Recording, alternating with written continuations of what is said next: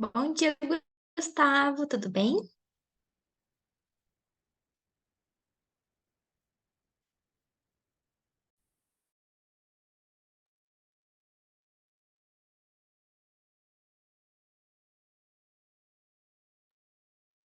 Bom dia, professor Wilker.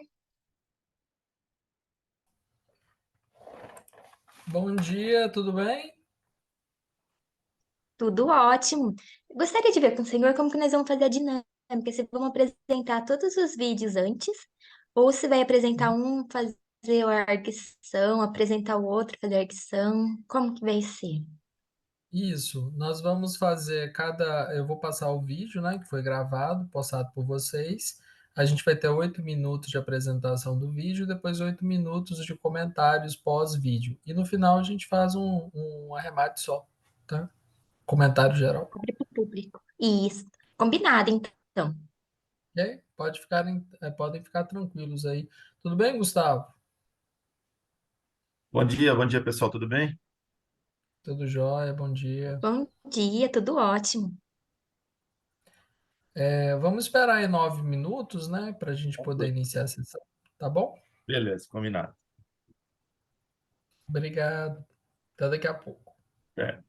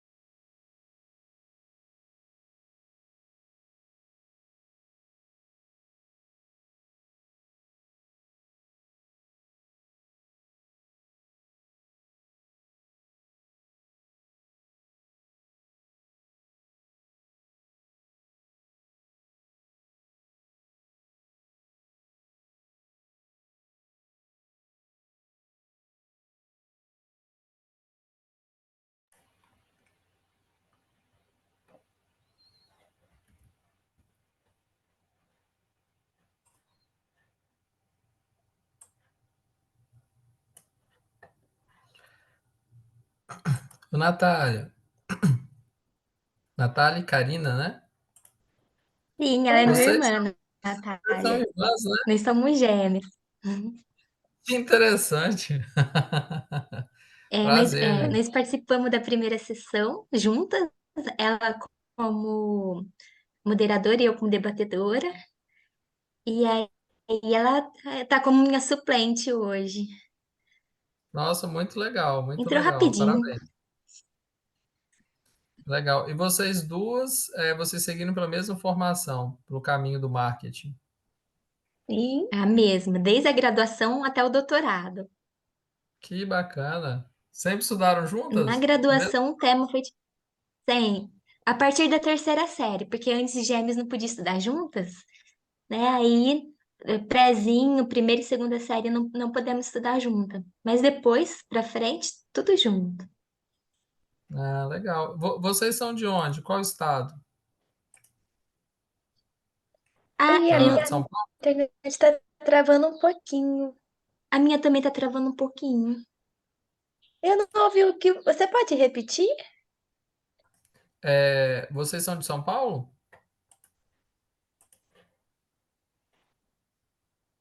Ah, pra mim Estão me também ouvindo? trava um pouquinho agora. Não deu pra. É, tá dando uma travadinha. É. Ah, será que é minha conexão aqui? Ô, Gustavo, você nos ouve? Porque conforme for, aí eu não projeto aqui a minha tela aqui para passar os vídeos, né? Oi, pessoal, Se tiver. eu tô ouvindo todo mundo bem, tá? Aqui tá tudo tranquilo. Tanto eu que Ah, a é? Natália Karina, Tô né? tranquilo. Eu acho que eu vou desligar minha câmera pra ver se a conexão melhora. Tá. Ok.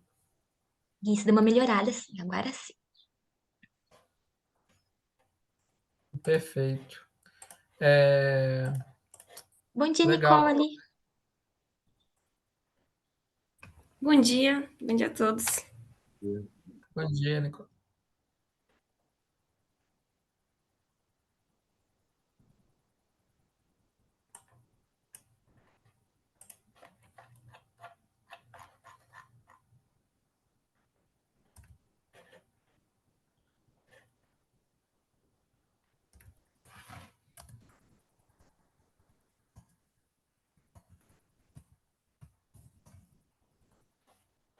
Bom, eu acho que a gente já tem os autores, todos os autores já estão aqui, né?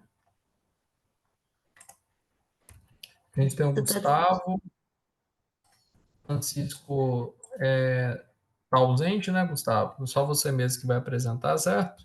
O Francisco, não sei se vocês chegaram a dar uma olhada no artigo, mas ele está em viagem de Manaus para o Alto Solimões num barco daqueles que lá estão Ah, lá. Então, então ele tá lá. a conexão está meio instável. Possivelmente ele não vai conseguir acessar.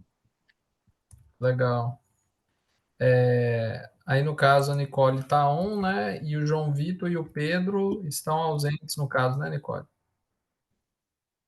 Ok. E no Isso mesmo. caso, eu vou apresentar o último artigo e a professora Gláucia também, ela se ausentou.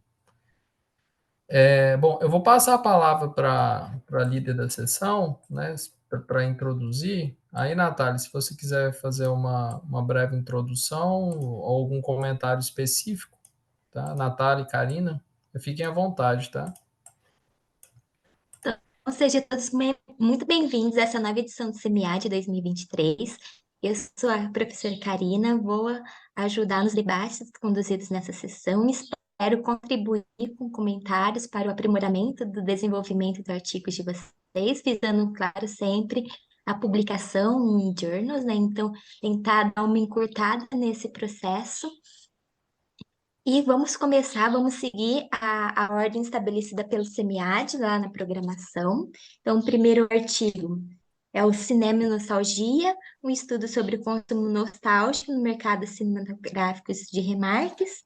Os autores são Nicole dos Santos Teixeira, João Vitor Moraes Rodrigues, Pedro da Silva Duda. O segundo artigo, Social Capture and Alcohol Consumption, a Comparison Between Brazil e Vietnã. Os autores são Wilker Silvano de Souza Ferreira e Glaucia Maria Vasconcelos Valles. O terceiro artigo, Trocas no Varejo, a Cultura de Mercado no Alto Solimões, cujos autores são Francisco Carlos Dantas de Matos e Gustavo Belli. Então, como que nós vamos fazer a dinâmica, né? Vamos apresentar o primeiro vídeo, que é o primeiro artigo, e depois nós vamos ter 8 minutos para fazer os comentários, os debates, a arguição, as perguntas, e assim sucessivamente para todos os vídeos apresentados. E no final, vamos deixar um espaço para a plateia comentar, fazer uma discussão mais geral dos artigos. Tudo bem? Eu vou compartilhar o primeiro vídeo. Vocês só me informem se estão escutando o áudio. Tá perfeito. Minutinho.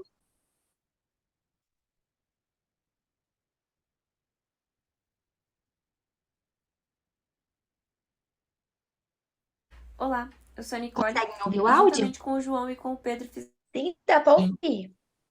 Conseguem? Sim, dá pra ouvir, Karina. Sim, dá para ouvir? Tá, então vou Tá continuar. perfeito. Perfeito? Tá, então vou introduzir já esse primeiro vídeo. Cinema e Nostalgia, um estudo sobre o consumo nostálgico no mercado cinematográfico de remakes. E o que nos motivou foi ver a tendência da indústria cinematográfica na produção de remakes e o apelo nostálgico que eles tinham.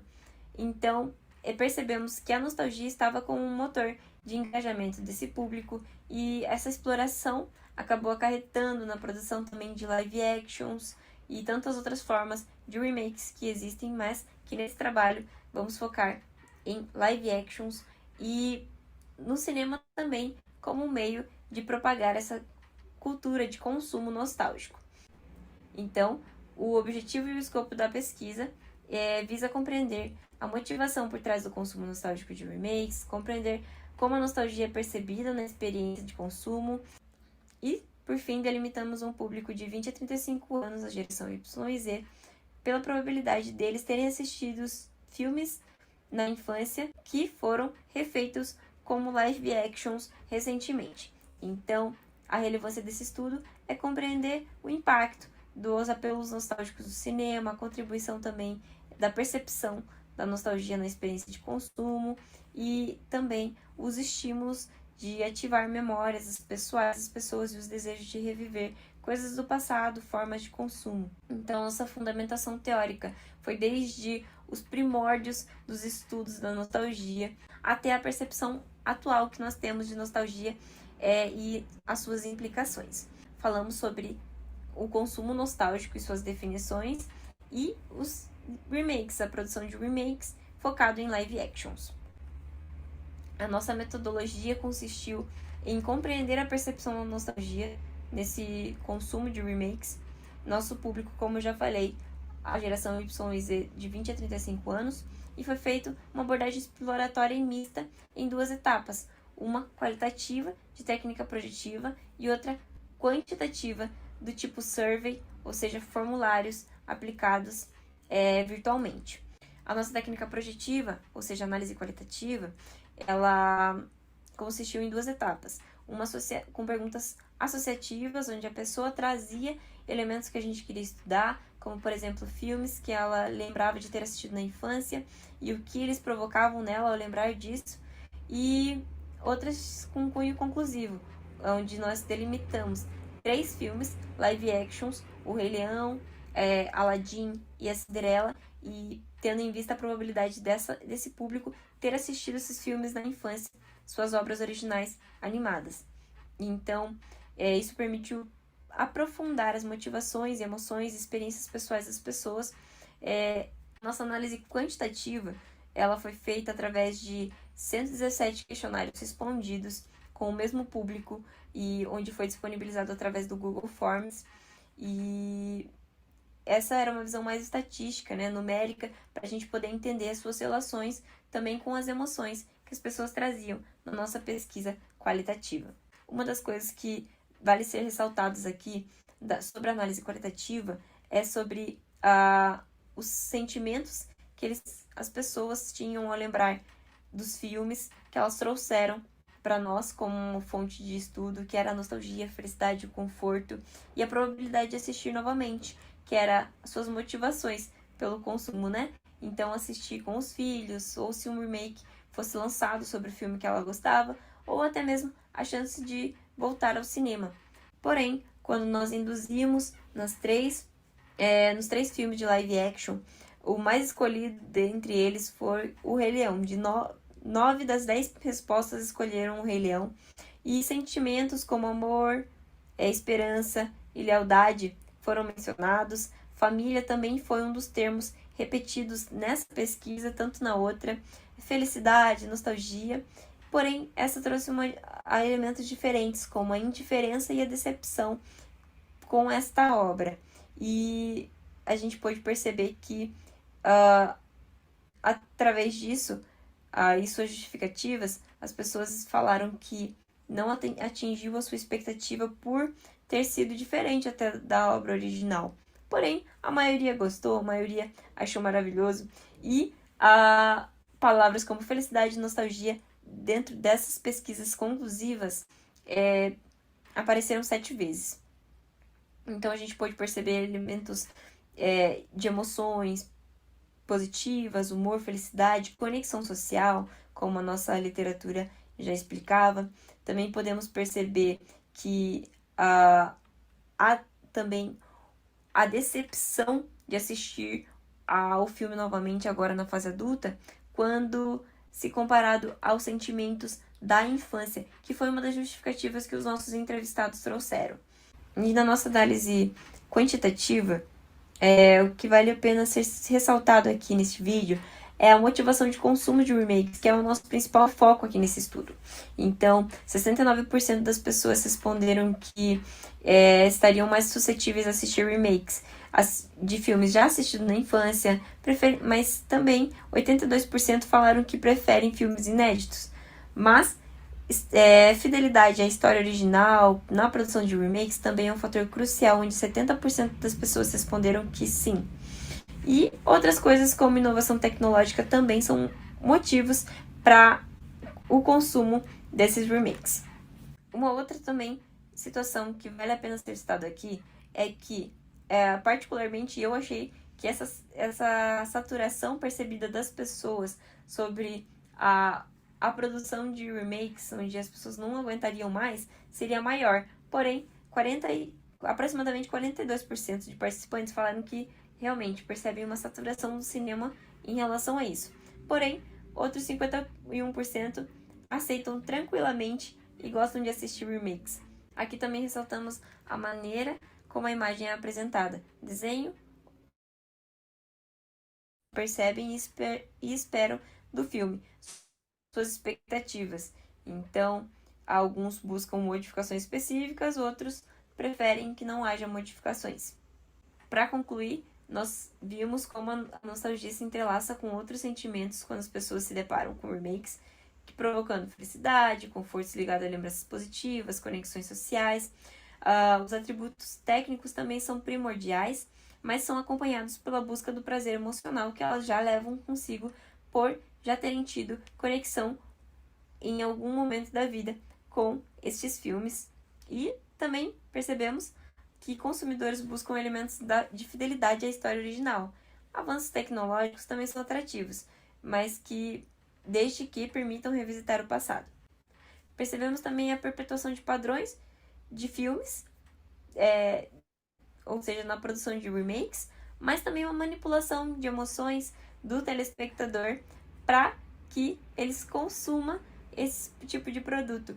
Lembrando da época da infância, lembrando de outras épocas onde há a certeza na indústria cinematográfica em que o público vai querer assistir, o público vai querer se reconectar com o passado novamente para lembrar de épocas felizes.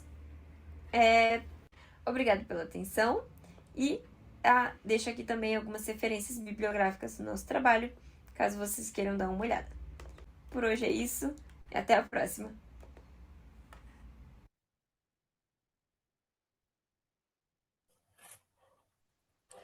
Muito bem, Nicole. Eu vou fazer algumas perguntas aqui. Primeiramente, parabéns pelo seu trabalho, tá? muito legal. Eu só fiquei interessado em. Ficou muito claro lá quando eu li o seu trabalho sobre os motivos, né, as motivações teóricas de realizar uma pesquisa dessa natureza. E como pesquisador, o que te levou a investigar esse mercado, né, cinematográfico e especificamente de remakes? Você tem alguma relação com esse mercado?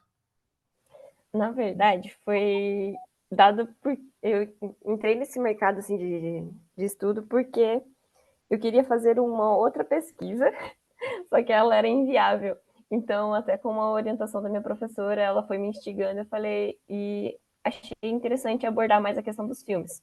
Eu queria explorar algo mais voltado para o neuromarketing e, e a relação de publicidades com desenhos animados, se tinha alguma relação nostálgica e as pessoas, por exemplo, quando teve aquela propaganda do Bradesco com a família dos Jetsons lá, e para dizer que era inovador e tudo mais. Eu queria ver essa relação na adesão das pessoas, até da faixa etária que assistiu isso na infância, se elas acabaram criando mais contas lá, ou então confiando mais no banco e tudo mais. Essa era a primeira ideia. Porém, como isso não era possível fazer, tanto pela estrutura da minha faculdade ali naquele momento, a gente começou a explorar outras formas de também poder abordar o consumo nostálgico. E pesquisando um pouco mais, vendo a notoriedade, né? Então, toda a campeão de bilheteria que teve sobre esses filmes em especial, que são live actions, que a princípio não são tão originais, a história é a mesma coisa, só que as pessoas acabavam engajando muito nisso. Então, houve uma curiosidade e aí a gente começou a modificar o objeto de estudo. E eu achei que até que ficou muito interessante, viu? Eu não esperava que desse Legal. opção. Eu vi lá que sua amostra, né? Eu vou deixar o pessoal falar também, mas assim, uma pergunta relativa à sua amostra. A sua amostra na segunda etapa, ela tem 117 integrantes, não foi isso? A primeira tem 10 e a segunda, na fase qualitativa, a fase que eles chamam de quantitativo, tem 117 integrantes. Isso. Ficou claro na apresentação? Na leitura do seu artigo, até eu chegar na parte do resultado, não ficou muito clara na metodologia. Aí a sugestão para publicação é de inserir esse dado mais explícito na parte metodológica, tá? Mas eu achei bastante interessante os resultados. Eu coloco um ponto de reflexão. Eu acho interessante também incluir procedimentos de validação, porque na pesquisa quantitativa a gente usa VEGA, ciência, critério de confiabilidade da escala. É importante você, já que você abordou a pesquisa como quantitativa, você incluir esse viés e talvez colocar um tratamento estatístico em cima desses dados para poder dotar de maior robustez a escolha do método quantitativo, tá? Eu achei o trabalho bastante interessante em termos gerais, assim, eu acho que relembrar e viver, de fato, não só aplica no mercado cinematográfico, né? A gente, por exemplo, compra um Kinder Ovo para lembrar da infância, quem viveu isso, né? E ainda em cima da sua amostra, por que você escolheu pessoas abaixo de 35 anos, efetivamente a geração Y e Z, e não abordou a geração X? Porque a probabilidade da gente ter assistido na nossa infância é maior. Porque se a gente for pegar a data de lançamento dos filmes que a gente colocou como estudo, que é o Aladdin, o Rei Leão e a Cinderela, fez parte mais efetivo, vamos dizer assim, da nossa geração, geração Y e Z, porque o lançamento acho que foi em 1994, 1993, varia assim entre os filmes, eu não vou lembrar agora de cabeça, mas o Rei Leão especificamente em 1994. E então já pensando, puxa, a geração Y já era criança. Eu lembro do meu irmão ele já era dessa geração e ele assistia o Rei Leão. Eu fui pegando um pouco depois também o Rei Leão como animação. E já a outra geração, pode ser que eles tenham tido alguma influência, mas não por vontade própria de ter assistido. Talvez os próprios pais tenham colocado, porque, tipo, não era uma Peppa Pig da vida, né? Não era uma coisa que estava ali já à disposição deles. Então, eles não sabiam que não participaram de todo o marketing do Rei Leão, de estar assistindo uma TV ali, vamos dizer, no Disney Channel e ficar passando a propaganda. Então, talvez, pode ser, alguns já assistiram, sim, mas tem mais, acho que, influência dos próprios pais, ou dos irmãos, ou dos primos, do que a própria vontade de assistir. Ok. Ou Alguém tem alguma outra pergunta, pessoal, para Nicole? No final a gente retoma, mas eu acho que deve ter algumas perguntas. Alguém quer contribuir? Fazer uma contribuição nessa parte estatística, né? Então, o trabalho, parabéns, o trabalho está um trabalho bem desenvolvido, né? Dá para ver que você fez bastante pesquisas, bastante busca da literatura. Justamente na parte quântica, o professor Will que menciona, na seção de metodologia, seria bom colocar o número da amostra e o tipo de amostragem, né? Você fala que é uma amostra não probabilística, mas qual tipo, né? A bola de neve, a conveniência, né? Então, definir o tipo e também aí fica uma ideia para você, né, de estudos futuros. Eu comentar rapidinho, depois eu comento no tempo maior, eu comento um pouco melhor. O seu estudo é muito interessante, mas cuidado com as afirmações. Você não, como é um levantamento e você não utiliza estatísticas muito avançadas, muito robustas, né? Então, dá uma suavizada na escrita, né? Você falou que afeta, né? Então, para ver se afeta ou não, teria que usar algum tipo de análise confirmatória, né? Então, que entraria a minha sugestão de estudos futuros. Quem sabe, né? Fazer uma equações estruturais para verificar a relação da nostalgia, né? Com as outras variáveis.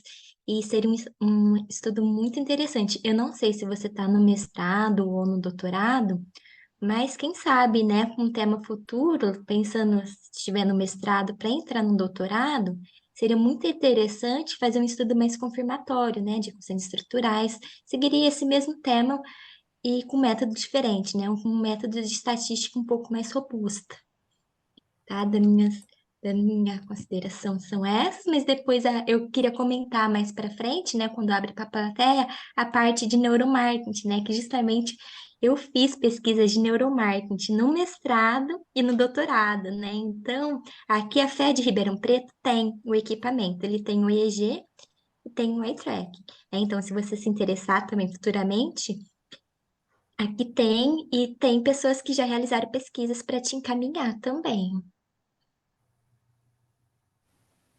obrigada. Obrigada pelas considerações e pela oportunidade. Adorei saber disso. E também obrigada porque você falou sobre mestrado e doutorado e eu ainda estou no quarto período da graduação, então foi uma honra receber esse tipo Ah, de está na comentário. graduação. Então, já tem um tema para o mestrado, que é fazer essa análise de estatística mais robusta, né, equações estruturais, e também, se quiser o doutorado, usar neuromarketing, tem dois caminhos traçados, né, se você quiser seguir essa área acadêmica. Adorei as Uma ideias. solução, uma solução aí para o seu artigo, também pelas limitações, talvez você queira publicar numa revista, é você abordar essa pesquisa que você fez, que você não fez um tratamento estatístico, como uma pesquisa qualitativa com aporte de dados quantitativos, tá? Porque aí você provavelmente não precisa aumentar muito a sua pesquisa, tá? Você faz um recorte nesse sentido, ok? Bom, por mim tem algum comentário de mais alguém? Aí a gente pode seguir para o próximo, se for o caso, né? Só rapidamente, parabenizar a Nicole, né? Poxa, aluna de quarto período de graduação, apresentando já o artigo no SEMEAD. Eu acho que é bem interessante a tua pesquisa e talvez aí vai ter que fazer TCC, talvez um projeto para mestrado mais para frente.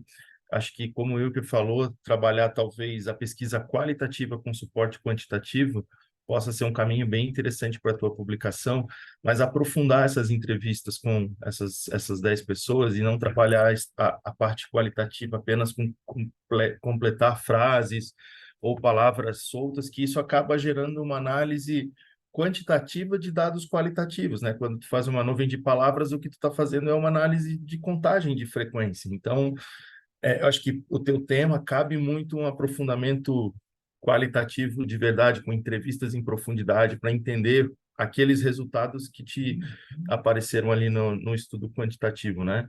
Então, parabéns, segue em frente aí nessa tua caminhada. Obrigada.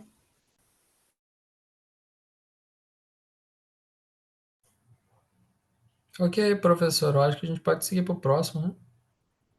Vou compartilhar o próximo. Vocês só me avisam novamente se estão conseguindo ouvir o áudio. Ok.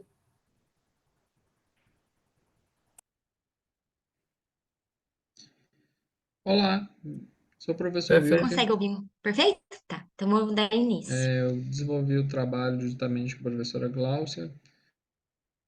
Nós vamos abordar aqui nesse trabalho o capital social e as relações de consumo de bebida, um estudo comparativo entre o Brasil e o Vietnã. Esse trabalho se insere no contexto em que até então a literatura tem embasado mais é, acerca do álcool nos contextos sociais e políticos a respeito de produção e consumo. A gente verifica que não tem, então, pesquisas que abordam, verificam se as intenções de bebida alcoólica estão relacionadas à intenção de alavancar o capital social individual. A gente vai buscar responder essa pergunta se o álcool é usado para alavancar o capital social dos indivíduos e se isto afeta também a frequência da bebida, a intensidade em que se bebe. Então, a gente vai testar essas hipóteses nessa pesquisa e o referencial teórico que a gente utilizou é justamente baseando no álcool e no capital social individual. Pesquisas abordam que o capital social está intimamente relacionado ao consumo de álcool e esse capital também entendido como normas e recursos, e a gente observa aqui que do nível que nós temos aqui sobre o capital social, ele pode ser entendido no macro level e no micro level. Macro level envolve o contexto institucional, micro level envolve as organizações horizontais que a gente vem incluindo valores, crenças, forma de pensar e agir, as atividades práticas e que esse uso de álcool estaria relacionado então a alavancar o senso de identidade, poder de influência, definir novos laços sociais, né, expandir network, como normas, recursos e ações coletivas estariam sendo impactados. Então, a gente tem o consumo de álcool relacionado a esses elementos, é isso que a gente vem verificar. Bom, vou ver então uma pesquisa quantitativa, em resumo, 300 usuários, 150 em Belo Horizonte, 150 em Hanoi.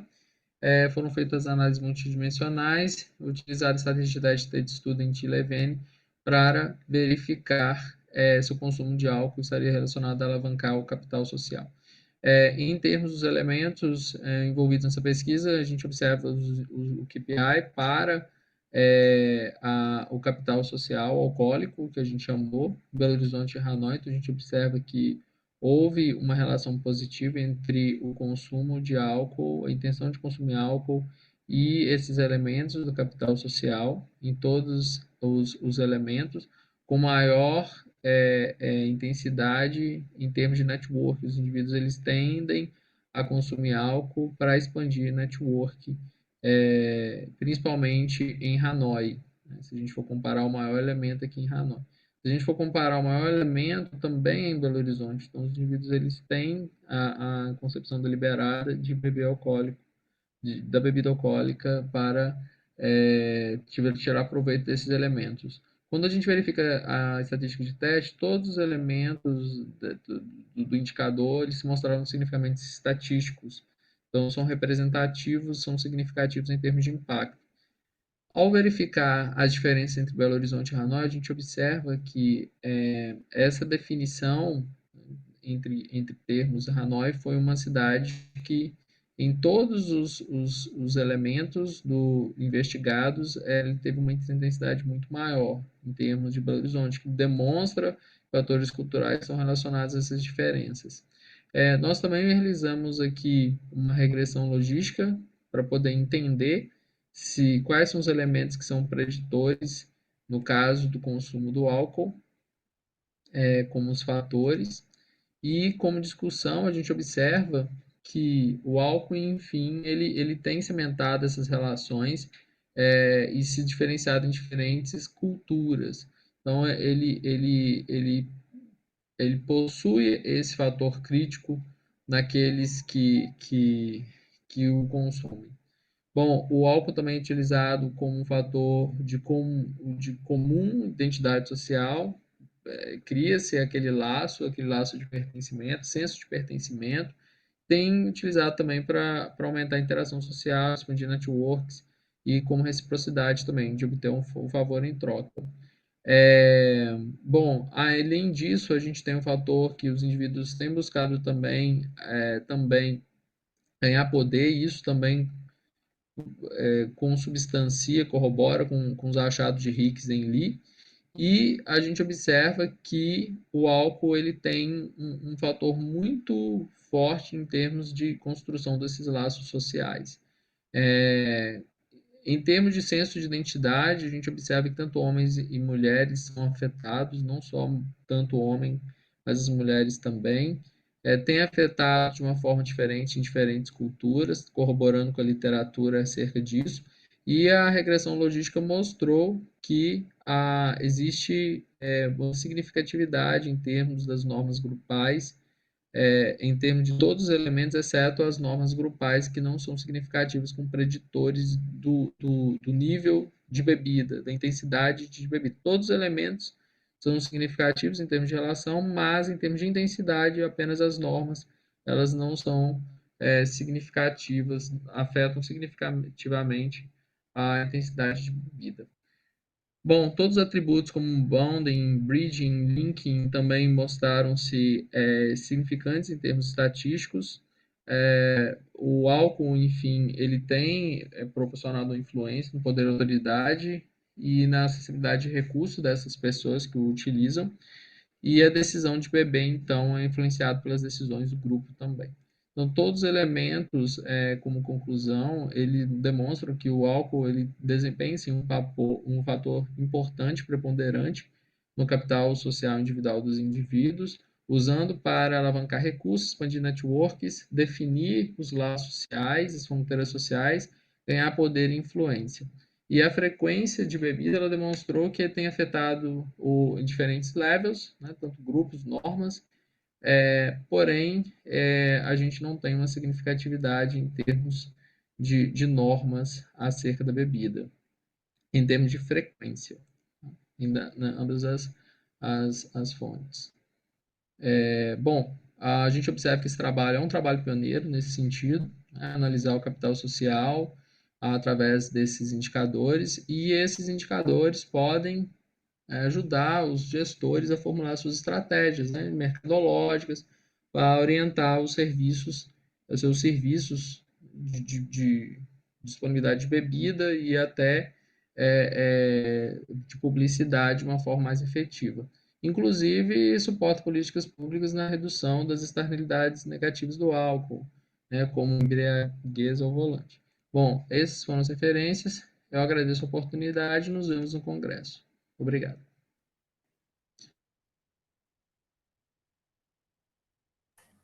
Bom, esse foi um trabalho, pessoal, que eu desenvolvi aqui junto com a professora Glaucia. Hoje eu estou residindo no Vietnã, então foi um produto de uma pesquisa do análise comparativa Brasil e Vietnã. E aí eu deixo aberto para vocês, se tiverem sugestões, se tiverem algumas colocações, perguntas, fiquem à vontade. Eu vou complementar daqui a pouco, mas eu acho que vocês podem também contribuir com o enriquecimento do trabalho. Tem alguns comentários também de contribuições, mas a maioria, né, para falar que parabéns, está um artigo muito bem desenvolvido. Eu só queria entender a sua formação antes de realizar a avaliação. Você já terminou o doutorado, já é professor, não é? Ou- Sim, eu sou professor no PPGA da PUC Minas e eu já concluí meu pós-doutorado, doutorado. Eu sou vinculado ao programa da PUC mesmo, do PPGA. Ah, entendi. Tá, então é só para contextualizar, para ficar mais fácil a avaliação. E parabéns, Will, que eu achei seu TCC de muito alto nível, né? Então tá assim, muito acima da média. Deu para ver que vocês, né? Você e a professora Glaucia escreveram já visando a publicação no Fast Track, né? Tanto até que tá em inglês. Eu achei a introdução muito bem desenvolvida, vocês contextualizam, apresentam bastante referência, bastante autores. Fica clara a lacuna teórica também, apresenta bastante pesquisas, né? Para mostrar o ineditismo e a contribuição do estudo. Eu também gostei muito do tema, né? É um tema bem interessante, né? Que eu sempre comento com o pessoal daqui, né? Essa questão do capital social e o consumo de álcool. Os resultados são muito importantes também para a literatura. A sessão de referencial teórico também, né? Assim como a sessão da introdução, bem escrita, contextualizada, bem embasada, apresenta autores recentes. O método também impecável, um método muito bom, utiliza a regressão logística. Eu só queria que você comentasse um pouquinho mais como que fez a regressão logística. Uhum. Tá. Primeiramente, a gente fez o envio dos questionários, né? Eu coletei todos os dados referentes para poder executar e com base nos indicadores, porque basicamente eu tenho feito isso desde o meu mestrado, criar alguns indicadores para ferir alguns fenômenos, né? Principalmente fenômenos de impacto. E aí, com base na escala Likert, né, eu faço a confiabilidade das escalas, eu converto isso em índices e aí eu rodo a regressão logística considerando os fatores que eu possuo lá dentro daquelas categorias teóricas. Eu vou fazer a regressão, eu usei o software SPSS, e aí eu modelo o modelo de regressão. O sentido da regressão ali era só analisar de fato se eu tenho fatores que predizem o nível do consumo da bebida alcoólica, aí eu medi a intensidade daquele consumo da bebida alcoólica para poder rodar esse modelo, sabe? Foi basicamente para isso que eu utilizei a regressão logística nesse estudo. É, a Entendi. gente tem uma, a Uhum. gente tem uma questão dentro do estudo que algumas pessoas eles vão falar, olha, a maior parte da literatura fala assim, olha, o álcool influencia o consumo de bebida. Mas a pergunta desse trabalho é: as pessoas têm bebido para poder alavancar o capital social, por exemplo, né, para ter uma aceitação, para aumentar suas redes sociais? É isso que o trabalho vem buscar responder. Isso, e eu achei muito interessante, né? Eu achei esse tema muito interessante, né? Depois, se tiver jeito, depois de informar na onde ele foi publicado, né, para eu poder compartilhar o trabalho depois de publicado, eu adorei, assim, a temática é muito relevante para os dias de hoje, tem uma contribuição social muito grande também. E aí, também, né, para buscando entender um pouquinho mais, tá? Porque o trabalho ele tá impecável, né? Ele já está em muito alto nível, né? Já tem nível de publicação. Por que você escolheu o Vietnã? É porque hoje eu trabalho aqui. Não, ó, tem Ah, dois motivos, tá? Tem dois motivos. Tem um motivo teórico, né? Tem um motivo prático que eu vou mencionar. A cidade de Hanoi é uma cidade que tem uma relevância muito alta, tanto culturalmente como consumo de bebida. E observei trabalhando aqui, aí eu vou entrar nesse mérito, que o vietnamita ele atribui um valor muito importante para essa comunhão social deles, sabe? Eles sempre bebem, a cada drink que eles fazem, eles brindam. Então, as pessoas que não participam quando você vai para um evento social e você não brinda, basicamente o laço, o sentimento de poder não ser aceito, ele cresce. Aí eu decidi investigar, olha, mas o que que motiva esse brinde, essa bebida, mesmo se tem alguma relação com esses fatores? E eu fiz uma análise comparativa com Belo Horizonte também, que a gente conhece BH, né? BH não tem mar, né? Tem bar, né? Então, assim, a cultura também em Belo Horizonte é muito forte no sentido de bebida. Aí eu resolvi entender essas diferenças culturais, o impacto da diferença cultural e a gente relacionou com o capital social. Basicamente isso, já tem um ano que eu moro no Vietnã e eu observei esse padrão e eu busquei entender aí essa natureza aí da bebida que eles promovem aqui. interessante, tá muito interessante. Deixa eu ver mais uns comentários que eu escrevi.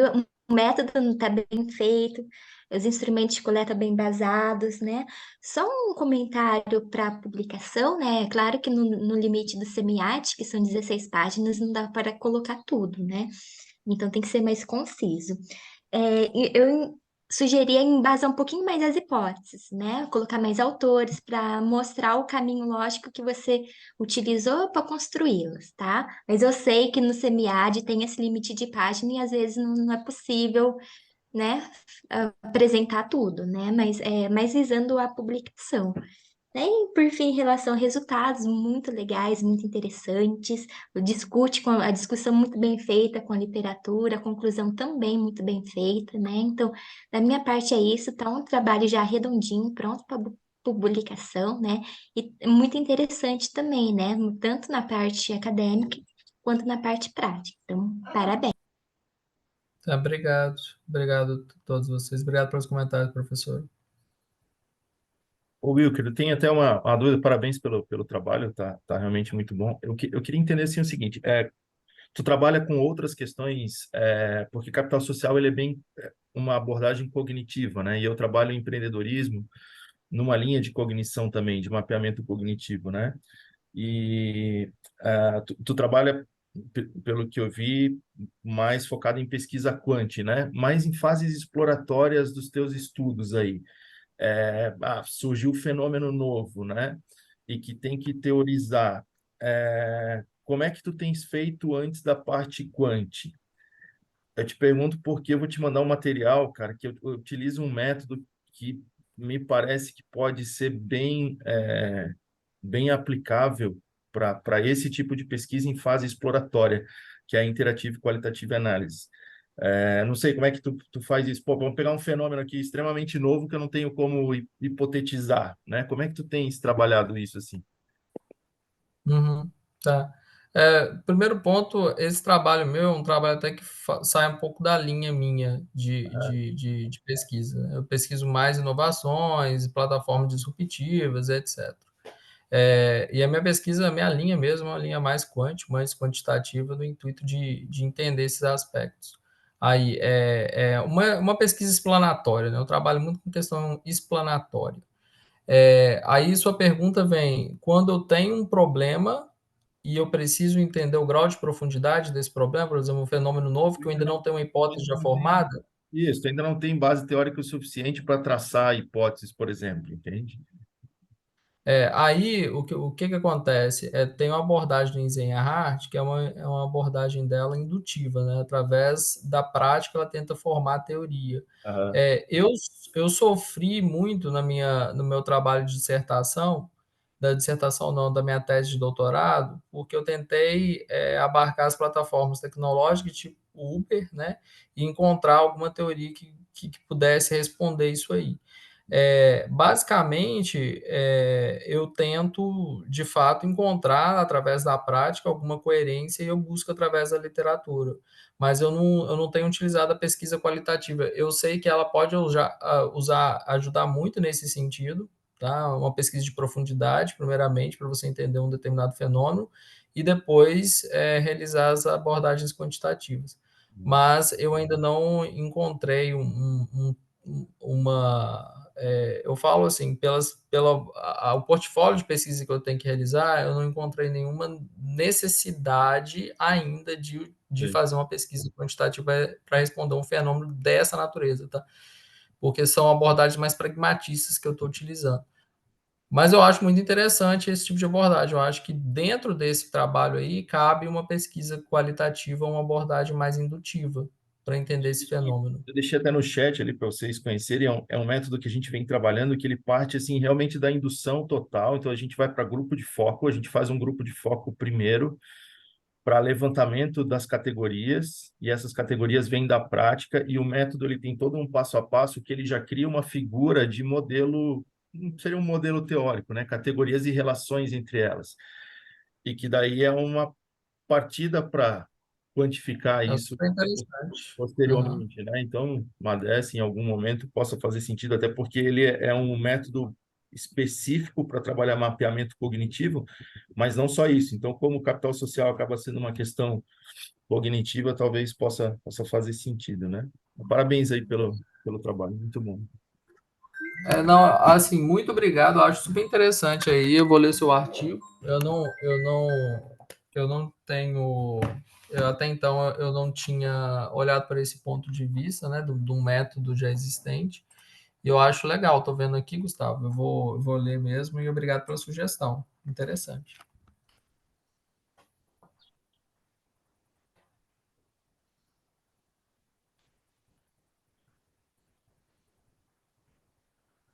Podemos passar para o próximo vídeo, para a próxima apresentação? Por mim, Ó, pode. eu creio que sim. Tá, eu vou compartilhar, depois vocês me avisam novamente se estão ouvindo o áudio.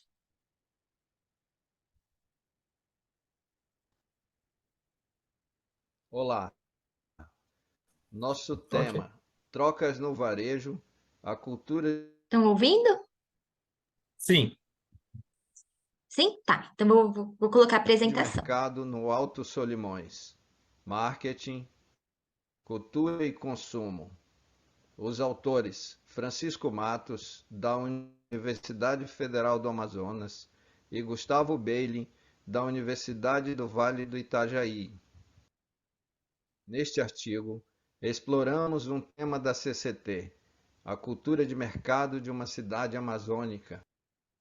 Este estudo tem como objetivos descrever a cultura de mercado de Benjamin Constant e interpretar trocas entre comerciantes do varejo e consumidores de baixa renda, desvelando a cultura de consumo do Alto Solimões. O método desta pesquisa é o etnográfico, dando voz aos atores do mercado, comerciantes e consumidores, analisamos trocas no varejo e experiências de consumo.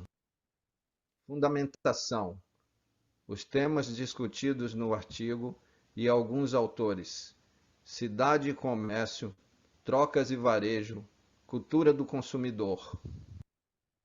Metodologia: esta pesquisa é qualitativa com método etnográfico.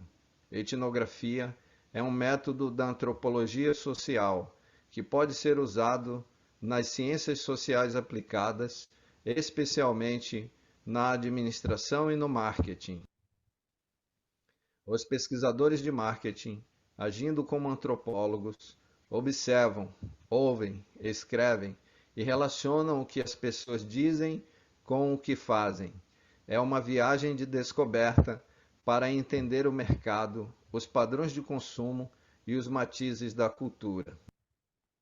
A coleta e análise de dados seguiu um processo interativo, indo ao comércio toda semana, nos dias mais movimentados e em datas comemorativas, observando trocas no varejo e interpretando crenças e costumes de homens da cidade e de homens da floresta. Resultados: nas viagens de barco entre Manaus e Benjamim, pude contemplar a natureza exuberante, o esplendor do rio Solimões e da floresta amazônica. Todo amanhecer e cada pôr do sol apresentam um espetáculo de cores que se combinam formando quadros únicos das paisagens daquele momento, telas de lugares mil. Neste slide, podemos ver uma imagem do rio Solimões no pôr do sol e o porto de Benjamim com canoas ancoradas. Resultados: a cidade amazônica construída na margem do rio recebe influência da cultura peruana, mantendo uma tradição. A cultura de consumo local é influenciada pela cultura de consumo global, mudando discursos e práticas dos citadinos. Os mercadinhos da cidade lembram os armazéns da época do comércio de madeira na região, mas com adaptações para supermercado. São prédios pequenos, geralmente com uma porta de entrada e saída, onde se localiza o caixa. Os produtos mais caros estão na entrada e os mais baratos estão nos fundos, uma estratégia de marketing. O abastecimento da cidade é feito pelos barcos que transportam mercadorias de Manaus para os comerciantes brasileiros e de Iquitos para os comerciantes peruanos. Neste slide, apresento duas imagens. A primeira imagem mostra como são os barcos que transportam produtos industrializados de Manaus para Benjamin Constant e como os produtos são transportados. Na vazante do rio, os barcos não conseguem chegar ao porto da cidade. As mercadorias são trazidas de Manaus para Tabatinga. Em seguida, são transportadas em canoas para Benjamim, aumentando o preço dos produtos. A dinâmica do rio impacta no comércio da cidade e na cultura do consumidor. A cultura de mercado é uma interseção da cidade, do comércio e da cultura. O consumo conecta os espaços privados e públicos da cidade. Nessa comunhão, os cidadãos se encontram e encontram sentido para suas vidas. Conclusão: os objetivos da pesquisa foram alcançados. A cultura de consumo envolve comerciantes e consumidores. Uma visão de contexto conceberia a cultura de mercado como expressão do espaço, dos atores e das interações no comércio. A experiência do comerciante nas trocas é um fato do comércio ignorado pela mercadologia. Os comerciantes também são protagonistas do mercado, mas sua atuação é descrita, na maioria dos casos, como um trabalho nos bastidores do comércio, elaborando cenários e assistindo à dramatização. Muitas oportunidades de amanhã estão sendo criadas hoje. Os mercados emergentes estão surgindo ao redor do mundo e qualquer empresa que pretende ser bem-sucedida terá que aprender com os primeiros clientes e fornecedores, mesmo em regiões distantes dos grandes centros urbanos, como na fronteira amazônica. Assim, homens da cidade e homens da floresta constroem culturas de mercado, um mapa do presente, o varejo e o consumo no Alto Solimões, e um mapa do futuro. As perspectivas de comerciantes e consumidores foram desenhados. O primeiro em cores, matizes das trocas, e o segundo em preto e branco, tendências do comércio, que pode ser colorido com novas pesquisas.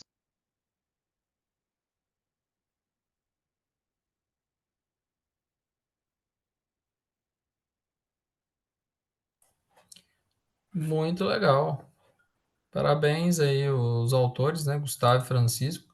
Francisco está lá no Alto Solimões, então, Gustavo? Tá a caminho, né, Francisco? Conta aí onde tu tá. Ah, o Tá Francisco fechado, está aí. tá fechado o teu áudio. Chegou. Ei, Agora muito bem. abriu. Bom dia, é um Bom prazer dia. estar nesta sessão. E é uma experiência, uma grande experiência de consumo. O nosso trabalho traz para a ciência uma cultura de consumo inusitada. E nesse momento, se vocês puderem observar, aqui no meu lado, eu estou como que se estivesse num avião, mas é uma lancha de alta velocidade que vai levar 2 dias para chegar ao Alto Solimões. Na verdade, eu já passei a primeira noite e dormi sentado o tempo todo. E isso é uma experiência um pouco dolorosa, mas é aqui que eu trabalho. Nós fazemos, quando saímos de Manaus para Benjamin Constant, fazemos uma viagem no tempo, voltando ao passado, pelo menos literalmente 1 hora de Manaus para cá. E de onde vocês estão são 2 horas. Ou seja, aqui são 7h21 ainda. E aí, para vocês, deve ser 9h21. Então, eu sou Francisco Matos, da Universidade Federal do Amazonas, e trabalho no extremo do Amazonas. E esse artigo é decorrente da minha tese, que foi orientada pelo professor Gustavo Beilin, da Univale de Santa Catarina. Muito bom. Muito interessante, Francisco. E parabéns aí pelo trabalho e pelo esforço, né? O esforço de fazer um trabalho etnográfico. Acho que ele é louvável, né? No meu ponto de vista, é um dos trabalhos mais difíceis, né, que tem como pesquisador. É super desafiador, né? Você já está aí já há mais de um ano, né? Para essa pesquisa você levou um ano, né, para poder fazer. Você coletou dados durante um ano, certo? Nessa imensão cultural. Eu acho que ele travou. Etnografia, eu é, na verdade estou trabalhando no Alto Solimões há mais de 14 anos. Mas a etnografia foi realizada dentro da formalidade de um ano. Ok. E uma pergunta aqui, você identificou dentro do escopo do trabalho diferença entre, porque assim, a imagem que a gente tem aqui, desculpa a ignorância, tá? É que possivelmente você viu algumas pessoas de origem indígena, tá? Nesses mercados. Eu não sei se você chegou a observar isso, tá? Você chegou a observar algumas pessoas mesmo de tribos indígenas transacionando nesse mercado ou não? Sim, como eu falei, eu trabalho há 14 anos aqui e na região da fronteira entre o Brasil e o Peru, que fica próximo da tríplice fronteira amazônica, que é Brasil, Peru e Colômbia.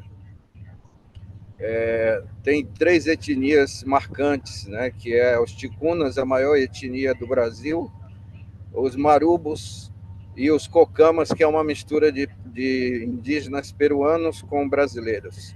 Então, no final de cada mês, quando as pessoas vêm da área rural para receber seus benefícios e irem ao comércio,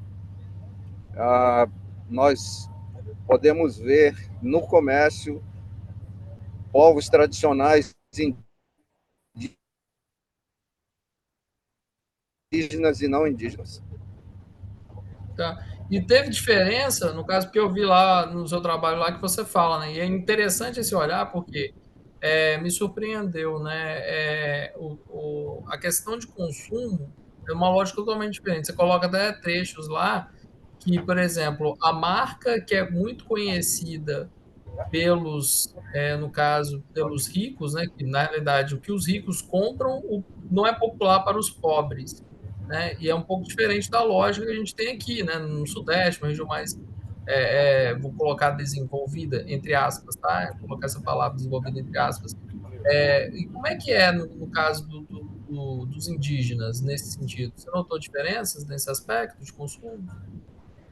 Sim, a tradição do comércio, porque o tema do nosso trabalho é cultura de mercado. E um artigo de acordo com um artigo que eu publiquei na READ, eu trouxe para a ciência o significado ou o sinônimo de cultura de mercado como tradição do comércio. Então, na tradição desses consumidores, e aí eu preciso falar uma coisa que está na tese, e eu também apresentei no início desse artigo, é que até agora nós estamos construindo uma teoria, que é a CCD, mas ainda não há distinção entre cultura do consumidor e comportamento do consumidor. Isso nós precisamos fazer. E eu acho que esses congressos, eles são importantes para isso. Essa proposta também foi apresentada no CLAVE, que é um evento promovido pela FGV. Inclusive, eu estou voltando de São Paulo, porque estava lá no CLAVE, e esse artigo foi aprovado lá também. E agora, no SEMEAD, nós temos a oportunidade de apresentar essa proposta. Então, cultura do consumidor, ou comportamento do consumidor, é diferente de cultura do consumidor. E aí, nessa perspectiva da cultura do consumidor, e na tradição ou no costume, né? Porque a cultura é um conjunto de crenças e costumes, no costume do consumidor, nesse ponto de vista, os indígenas, eles vão ao comércio praticamente uma vez por mês, porque eles moram na área rural, eles moram na margem do rio ou dentro da floresta. Então, eles saem da floresta, vêm para a cidade, fazem suas compras quando eles recebem o benefício do governo ou aposentadoria. E aí, a compra deles, a gente considera aqui, e na expressão peruana, é por maior, ou seja, no atacado. Eles compram, por exemplo, um fardo de arroz, um fardo de açúcar, uns 3 pacotes ou caixas de frango, para formar a cesta básica dele daquele mês. Então, esse é um dos aspectos, né, dentre outros aspectos, que o consumidor indígena tem. Mas os povos tradicionais, que são considerados os ribeirinhos, os que moram na margem do rio e os que moram dentro da floresta, eles têm hábitos da vida urbana, por isso que eu aponto homens da cidade e homens da floresta na Amazônia. Interessante. Por que que eu chamo a atenção nesse ponto? Eu acho assim que seu artigo ele vem trazer uma ótica bastante interessante quando você fala de cultura, né? Como cultura, né? Pegando as palavras de Tilo, é um constitutivo de humanidade, além disso, né? E como seria esse conjunto de crenças, forma de pensar, agir dentro dos povos indígenas e como que ele tem sido influenciado por esses produtos que eles compram, né? E aí você chama a atenção o seguinte, para aquilo que é famoso, aquilo que é popular na classe alta, né, que os ricos compram, a classe mais baixa desconhece e vice-versa. E isso eu acho daria um trabalho bastante interessante, um recorte com o olhar dos povos indígenas, porque a gente tem uma cultura, né, pelo menos desenvolvida lá, mais baseada na troca, né? E como que entra essa questão, né, das relações, você comenta lá no seu trabalho, as relações monetárias, as relações da internet, a relação da tecnologia em si, né? Aí entra a questão da infraestrutura, que tem regiões remotas que já não possuem, né? Acho muito interessante esse ponto aí, e fica até como sugestão para você continuar a sua pesquisa aí, porque eu acho que daria um tema bastante interessante, entendeu? Inclusive para veicular nas mídias, né? Nas mídias de comunicação. Bom, eu vou deixar o pessoal falar também, né? Colocar os seus pontos, suas contribuições no seu trabalho, mas parabéns. Obrigado. Você. Obrigado, Ivo. Obrigado pelos comentários. Obrigado. Parabéns, Francisco. Parabéns, Gustavo, pelo trabalho. Então, um Obrigado. trabalho muito bem feito, né? Dá para dar uma contribuição prática muito grande. Eu tenho alguns apontamentos, né? Mas é mais visando as publicações, né? A parte de escrita, para tentar tornar esse processo de publicação, né? Seja em algum journal, alguma revista, ou brasileira, nacional, mais rápido. Tudo bem? Então, espero poder contribuir. O trabalho está muito bom e eu vou começar agora com os comentários, né? Na introdução, né? Tá bem escrita, ela tá bem embasada, conceitualizada, faz uso de referências recentes. O que eu sugeriria, né?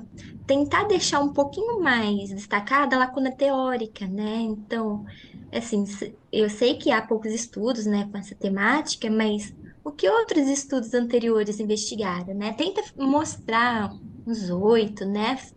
Bem rápido, seja bem breve, né? Ah, fulano de tal analisou isso, ciclano analisou isso, né? Eu vou estar analisando isso, né? E aí você consegue mostrar, né, que a literatura tem um gap e a sua pesquisa ajuda a preencher, né, essa lacuna teórica, tá? Mas é mais visando publicação, mais a questão da escrita. O que eu escrevi aqui que eu recomendo é escrever a Amazônia, a parte que você comenta da Amazônia, né, que é o objeto do seu estudo, você está fazendo uma análise lá na Amazônia, especificamente no Rio do Alto Solimões. Tenta apresentar essa parte antes daquela parte que você mostra um estudo realizado da área. Tá? É a minha sugestão, claro, né, que vocês podem optar por seguir ou não. Mas eu acho melhor, o que eu recomendo, mostrar como vocês fizeram, né, o contexto, né, a teoria, depois já partir para a Amazônia, que é a sua aplicação, né, vocês estão aplicando nessa questão da Amazônia, e depois mostrar os estudos da área, porque fica mais fácil também de ver o gap teórico, né, mas como eu falei, é uma sugestão, vocês podem adotar ou não. Referencial teórico, tá? Em relação ao referencial teórico. Meu comentário de sugestão aqui que eu escrevi, vocês deixam ele bem amplo, né? Vocês escrevem ele como fundamentação, né? Então, tenta separar em subseções, igual vocês fizeram na apresentação, tá? Porque o leitor, ele fica assim, na expectativa, será que eles vão abordar nesse referencial, né? Então, vai ser a questão, né, do comércio, mas na apresentação vocês deixam ele separadinho, tá? Então, a minha sugestão é nessa parte de referencial teórico, seguir a estrutura da apresentação. Tá? Metodologia também, né? Parabéns por usar a etnografia, né? Não é um método fácil, o pesquisador ele tem que colocar no meio, né? conversar com as pessoas, ver o que se passa, né? Se tornar um com o ambiente. É, E aí, vocês poderiam explicar como que foi feita as entrevistas, essa parte mais etnográfica? Certo. Quanto aos apontamentos que a senhora fez, é que esse artigo ele só tem 16 páginas, né? E um trabalho qualitativo ele exige um espaço maior de expressão. E aí, nessa parte da fundamentação, eu deixei sem subseções exatamente por isso. Mas todas as indicações foram ótimas, nós vamos pensar nisso, vamos trabalhar nisso, sim.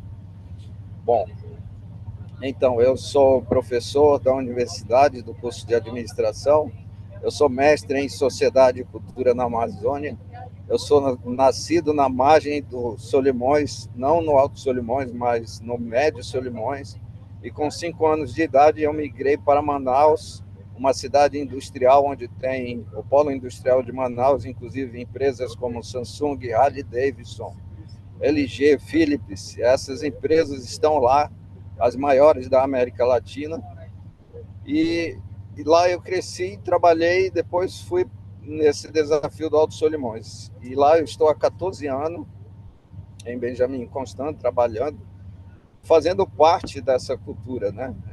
A minha cultura é manauara, mas eu estou vivenciando essas experiências de compra, essas experiências de consumo.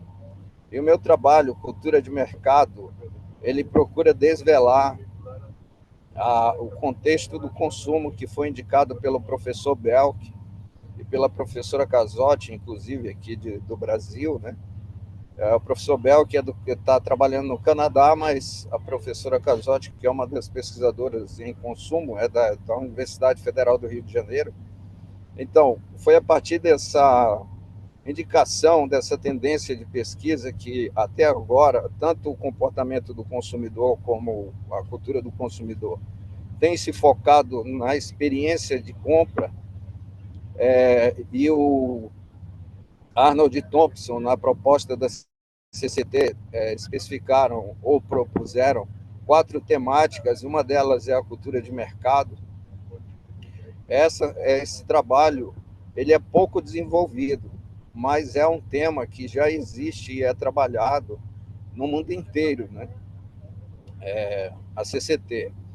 E cultura de mercado, eu acho que esse trabalho vai ser um dos poucos trabalhos que existem, ok?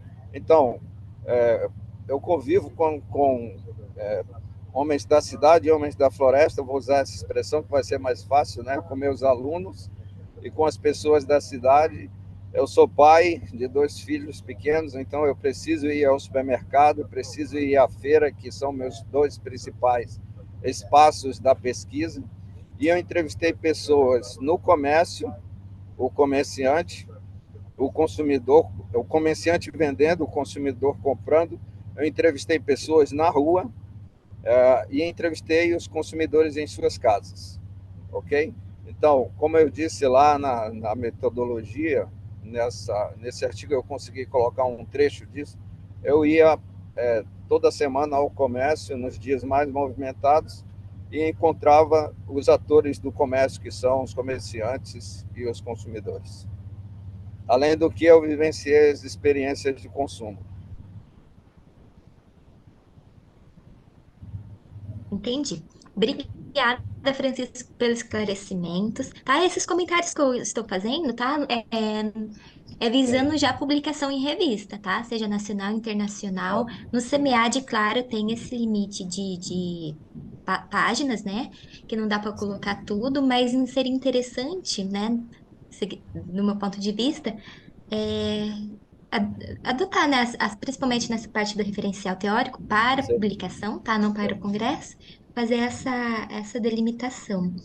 E por fim, tá? Falando rapidinho, que nós já estouramos o tempo, nas conclusões, né, uma sugestão também, né? Vocês podem seguir ou não. Nas conclusões, eles não é recomendado colocar citação, né, referências, né? Por exemplo, logo no primeiro parágrafo você apresenta uma citação, uma referência. E também a conclusão ela tem que ser algo mais enxuta, tá? Porque você já fez todo aquele comentário, toda aquela escrita, mostrou todo aquele resultado já lá na seção de resultados. A conclusão é mais um fechamento, né? Então, você retoma o objetivo, comenta brevemente os resultados, tá? Não precisa entrar em tanta profundidade, porque você já entrou naquela seção de resultados. Apresenta as limitações do estudo também, né? A pesquisa etnográfica tem as limitações, assim como todas os outros tipos de pesquisas também têm as próprias limitações. E as sugestões de estudos futuros, tá? Então, espero ter contribuído, tá? Então, esses comentários de nenhuma forma é para desmerecer, é sempre visando o aprimoramento. Parabéns Perfeito. pela pesquisa, tá uma pesquisa muito boa. Obrigado. Bom, eu acho que, né, agradeço a todos aí, né, a participação no comentário. Eu vou colocar um ponto aqui, né, para a gente, de discussão geral, a gente ainda tem tempo, né? Eu acho que a gente chegou naquela fase, né, de a gente discutir em termos gerais. Eu acho que os trabalhos, eles estão bem interconectados, né? Interessante, a gente falou da cultura, né? A cultura do consumo, a cultura do álcool, a cultura do cinema, movida ao remake, né, de consumir elementos tanto materiais como imateriais, a gente está consumindo o tempo todo, né? A gente falou justamente como a cultura lá no alto do Rio de Solimões, especificamente as culturas de mercado, como elas estão sendo moldadas e as lógicas diferentes que a gente possui em todos os elementos, né? A gente viu uma ótica no relacionado ao remake, ao relembrar a viver, aos motivos que nos fazem consumir algo para ter uma satisfação, né? A gente viu os motivos e como o próprio consumo afeta a cultura e a cultura afeta aquele consumo, e no caso, né, desse último artigo que a gente está comentando aqui, como representações, né? O marketing. Aqui no Vietnã tem o mercado de flutuantes. Eu fico imaginando as similaridades que existem entre esses mercados, né, em regiões mais remotas, assim como na Tailândia tem mercado flutuante, então o mercado está aí, né, o consumo está aí, está posto, e as pessoas são movidas por ele. Eu vou comprar um produto pelo simples fato de me gerar um prazer, porque eu vou recordar da infância, de um ente querido, de um parente, isso é muito interessante. Né? A gente consome conteúdos nas redes sociais, a gente consome tecnologia e o tempo todo a gente está sendo bombardeado por esse campo, né? Essas informações, e a gente é mudado e a nossa cultura muda, né? A partir do momento que a gente tem essa pluralidade cultural aí, nesses processos aí de aculturação que a gente vive. A minha questão aí, eu gostaria aí, né, de ouvir o ponto de vista de vocês, e esses ambientes de rápida mudança, igual a gente está vivendo, né? A tecnologia, as redes sociais. A gente falou tanto de cultura, né? É o que me leva a beber, o que me leva a consumir no Alto dos Solimões, o que leva a ir num cinema, assistir um filme, enfim, né? Como que vocês veem esse ambiente que a gente está vivendo de rápida mudança, né? A desregulamentação dos governos, a globalização, a intensificação das tecnologias, a disrupção propriamente dita, tá? Em termos de cultura. Tá? Como que vocês veem isso? Como eu disse, eu estou vindo do CLAVE, que é o Congresso Latino-Americano de Varejo, da FGV, e o tema era justamente esse, o futuro do varejo, o futuro do consumo. Então, e aí no meu trabalho, que eu discuti hoje, que eu apresentei hoje, que nós apresentamos e conversamos sobre isso e recebi as sugestões, lá no final eu falei que é importante, né, aquele texto, logo o segundo slide, diz que eu escrevi o seguinte, que o futuro do varejo ou o futuro do consumo está sendo construído. E qualquer empresa que queira ser bem-sucedida, ela precisa aprender com os primeiros consumidores e fornecedores. E isso não significa que esses fornecedores ou consumidores estarão perto, na mesma cidade. Podem estar a 1.500 quilômetros de distância, como é o nosso caso aqui, né? Manaus, por via fluvial, fica a 1.500 quilômetros de Benjamin Constant, a cidade que eu tomei como referência dessa região de 700 quilômetros de extensão. Então, o futuro está sendo construído agora e as tendências já começam a ser desveladas, né? Acho que cada pessoa que apresentou hoje aqui apresentou tendências, conseguiu revelar tendências que nós, professores e gerentes de marketing, precisamos aprender a ter essa sensibilidade de compreender o comportamento e a cultura do consumidor. Bem legal, interessante, o ponto de vista bacana. E vocês, Nicole, Gustavo, Karina, o que vocês acham? E até dentro disso que o Francisco colocou, né? E o Wilker também falou muito bem a respeito disso, de como a uma cultura de consumo de um mercado mais tradicional e mais capitalista impacta em regiões como a que o Francisco reside, por exemplo, no Alto Solimões, e os impactos de sustentabilidade que isso gera para lá, com o lixo nos rios, por exemplo. E aí a gente vê muitas coisas acontecendo nos grandes centros, estimulam também mudanças de comportamento em pessoas que estão em regiões mais periféricas do país, né? E a gente vê discussões, por exemplo, aqui em São Paulo, de last mile, né, de entrega da última milha de 15 minutos. O cara pediu o leite em casa e 15 minutos tá recebendo na porta de casa.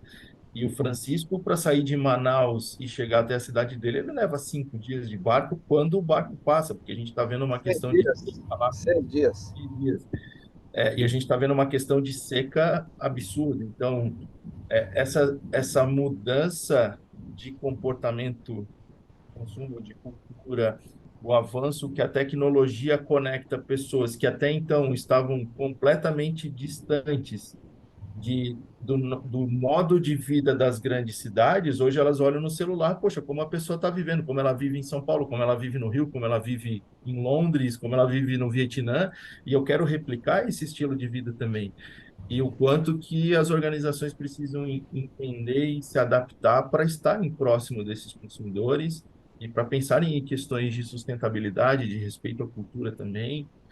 O trabalho do Francisco tem algumas questões bastante preocupantes sobre embalagens de produtos, sobre As marcas. as marcas, a alteração da própria os próprios impactos na saúde da população, que sempre viveu com uma alimentação saudável e natural e passa a consumir produtos industrializados, cheios de sódio, e isso impacta lá no Sistema Único de Saúde, que não tem estrutura nesse, ou seja, isso gera um impacto muito grande na sociedade, porque as pessoas, obviamente, querem consumir aquilo que elas são levadas a querer ter demanda, né? Então, eu acho que são preocupações bastante importantes para os próximos anos, tanto para a pesquisa quanto para a atuação das empresas, né?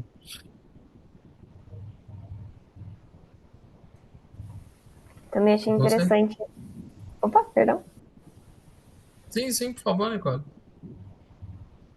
Eu achei muito interessante, Francisco, você pontuar que está sendo construído. E aí, enquanto você falava, eu ficava pensando com o meu trabalho também. Porque eu não posso chegar numa conclusão e falar que, não, o pessoal está saturado de produtos nostálgicos, porque era o que eu esperava, porque era a minha posição sobre isso. Mas ao ver o resultado das pesquisas, eu percebi que não, eles querem. Uma quantidade significativa falou que gosta e que sim, que procura e que sente o prazer nisso.